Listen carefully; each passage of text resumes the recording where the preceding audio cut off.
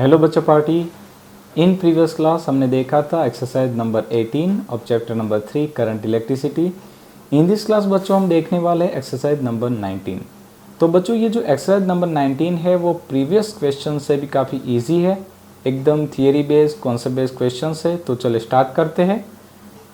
Questions में actually यहाँ पे भी ABCD हमें 4 क्वेश्चंस पूछे गए हैं। तो चलिए हमारा जो क्वेश्चन है वो कह रहा है कि चूज द करेक्ट अल्टरनेटिव, हमें यहाँ पे सिलेक्ट करना है कि कौन सा सही है। ठीक है, पहला क्वेश्चन है a, alloy of metal usually have greater और less resistivity than that of their constituent metals. ठीक है, यानी कि हमें कहा गया है कि अलॉय की जो रेजिस्टिविटी है वो उनके कंस्टिट्यूएंट्स मेटल्स की रेजिस्टिविटी से ज़्यादा होगी या कम होगी। तो याद रखिए बच्चों, always the resistivity of the alloy is greater then the resistivity of the metal. ठीक है, तो हमारा जो पहला आंसर है वो होगा ग्रेटर होती है। ठीक है, ज़्यादा होती है रेजिस्टिविटी, राइट। चलिए नेक्स्ट क्वेश्चन है, alloy usually have much lower और higher temperature coefficient. Temperature coefficient मतलब कि अल्फा, ठीक है, of resistance than pure metal. अब बच्चों हमने प्रीवियस क्लास में ही बात की थी मैंगनीन के बारे में।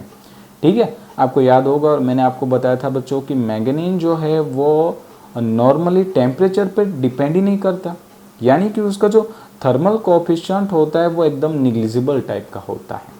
ठीक है, तो याद रखिए कि जो कोई भी अलॉयज होती है उसका thermal coefficient with compare to pure metal always कम होता है।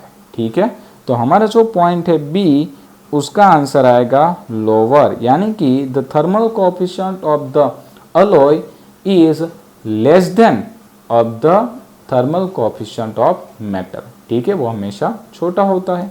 नेक्स्ट क्वेश्चन बच्चों, the resistivity of the alloy manganese is nearly independent of increase rapidly with increase of temperature।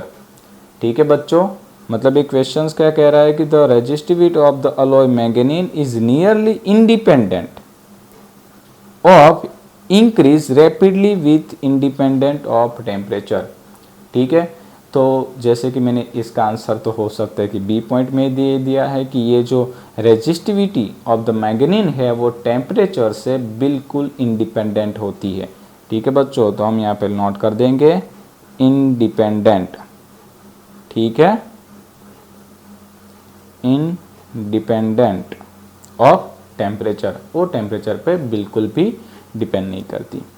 And the last question है बच्चों कि the resistivity of a typical insulator यानी कि amber is greater than that of the metal by a factor of the order of. अब ध्यान दीजिए बच्चों, ये जो क्वेश्चन है वो थोड़ा सा न्यूमेरिकल बेस है, अच्छे से ध्यान देना है कि the resistivity of the insulator is greater than that of the metal by factor of order 2। तो इसका आंसर है बच्चों 10 की पावर 22। ठीक है, आपको याद रखना होगा कि जो इंसुलेटर होता है उसकी रेजिस्टिविटी मेटल से 10⁻22 पावर ज़्यादा होती है।